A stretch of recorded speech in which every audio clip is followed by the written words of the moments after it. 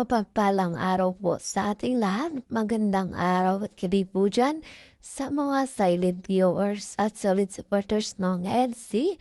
Nag-love shoutout po at kamusta po kayo? So yun mga kalingap, may panibago na naman po tayong pag-uusapan patungkol nga po kung saan. Wow, Edo at Beyonce halos magkatulad ang kwarto. Heto pa nga po't family ni Beyonce, kinausap ni Kuya Bal, part 98 ng Etsy, nakahanda na mga kalingap. At yan nga po ang ating pag-uusapan, maya-maya na lamang. Pero bago po yan, kung bago ka pa lang po sa aking munting YouTube channel, like, share, and subscribe naman po. At pag-ipindot na rin po ng notification bell para lagi po kayong updated sa aking i-upload na video. At paalala rin po, bago po tayo magbigay ng ating mga komento at opinion, itapusin po muna natin ang kabuuan ng video dan sa ganun nga po ay akma po ang ating i-comment mga kalingap. At lagi ko rin nga pong hilid sa inyo, patuloy nating suportahan ang mag-ama na matubang. Napakaganda nga po yung ipinapakita nila sa atin mga pagbibigay saya at tulong sa ating mga kababayan ay patuloy po nating suportahan at i-marathon mga kalingap. Nang sa ganun nga po mas marami pa silang matulungan. Lalong-lalo na nga po dyan yung mga kapos na pangangailangan, malingap po nila.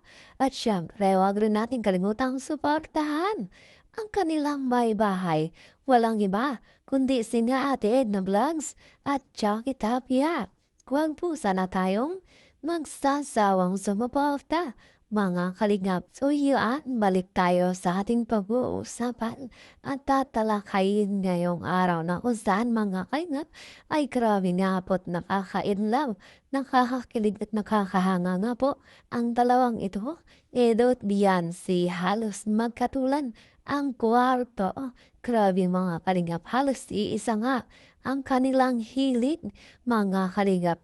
Maging sa kwarto pa lamang ay halos magkatulad na at talagang makikita natin na masayang masaya itong dalawa dahil magkatulad nga sila ng kwarto mga kalingap.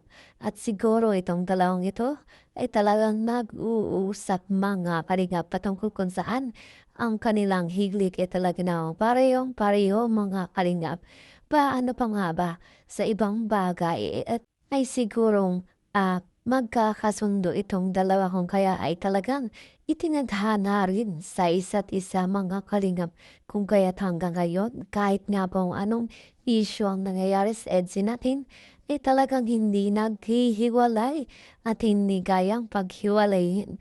Dahil nga po mga kalingap, pareho silang lumalaban, pareho silang naging matapang na mga kalingap at talagang heto nga po sila ngayon at patuloy pa rin nating napapanood at mapapanood pa mga kalingap dahil part 98 ay nakahanda na nga po mga kalingap. At kung mapapansin nga po natin ngayon ay medyo tumahimik na nga po ang issue patungkol sa EDSIN na kung saan ay talaga namang nagkaroon ng hindi magandang issue, hindi magandang pagkaintindihan mga kalingap. Halos lahat nga po ay naglabas ng kanilang mga saloobin.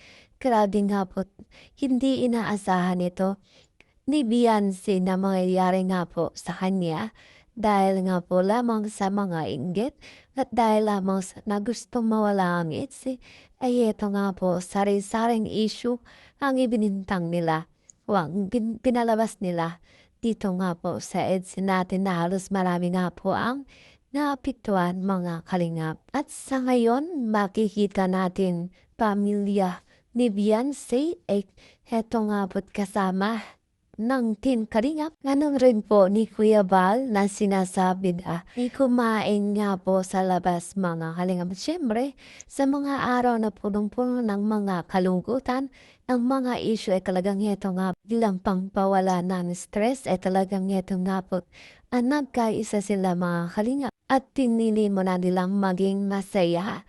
At syempre, dahil hindi rin po mawala dyan ang kanilang pag-uusap at siyempre alam din naman natin na sila ay nagkamabutihan at naging okay na nga po ang lahat mga kalingap. Kaya sa mga taong gustong pabagsakin itong EDSI natin ay alam na alam nilang hindi nila kaya dahil marami nga po ang sumusuporta, nagmamahal dito sa EDSI natin at siyempre Beyonce natin makikita natin ng lakas ng loob na dahil mga kalingap. Kayang-kaya na nga po ni Beyonce magdesisyon sa kung ano man ang kanyang mga sasabihin pa. At nabasa naman natin sa kanyang post na hindi nga po siya dinidiktahan bagkus na sariling saloobin niya nga po iyon at hindi niya po kailangang diktahan ka mga kalingap. At siyempre, unang-una, wala naman talagang nagdidikta dito kay Beyonce natin. Sinasabi lamang ng iba para nga po magkaroon ng issue. At sa ngayon, eto nga po EDSI natin na nagiging okay na nga po.